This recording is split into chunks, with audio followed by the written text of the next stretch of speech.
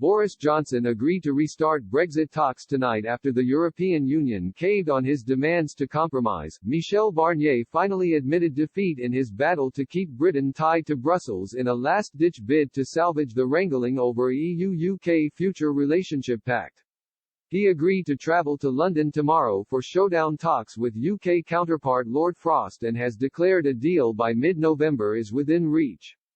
The pair agreed to meet after Mr. Barnier reassured the Prime Minister's chief negotiator of the concessions during an hour-long phone call this evening.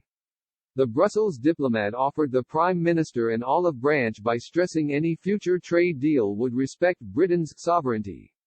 Downing Street welcomed the EU's concessions and agreed to resume the wrangling over a Brexit deal. Lord Frost said, "We have agreed that a basis for negotiations with the EU and Michel Barnier has been re-established. The pair will hold intensive talks over the weekend as part of a newly agreed schedule." A Number 10 spokesman added, "On the basis of that conversation we are ready to welcome the EU team to London to resume negotiations later this week. We have jointly agreed a set of principles for handling this intensified phase of talks. It is clear that significant gaps remain between our positions in the most difficult areas, but we are ready, with the EU, to see if it is possible to bridge them in intensive talks."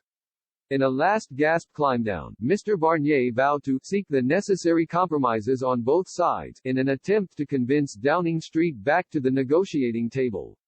Speaking at the European Parliament in Brussels, he said, "The EU wants a deal that will be mutually beneficial to both parties, a deal representing a balanced compromise. We will seek the necessary compromises on both sides in order to find an agreement, and we will do so right up until the last day it is possible to do so."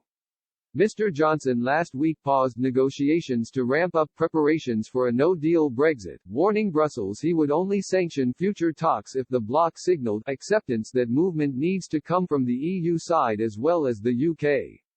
Business Minister Nadhim Zahawi gave a warm reception to Mr. Barnier's intervention. He said, "It sounds incredibly positive that he's talking about the sovereignty of the United Kingdom. We have always entered these negotiations on the prerequisite, which is only fair and right, that we are treated as a sovereign nation and that we negotiate as an independent sovereign nation." The wrangling collapsed after European leaders refused to sign off on an offer for Mr. Barnier to intensify the negotiations.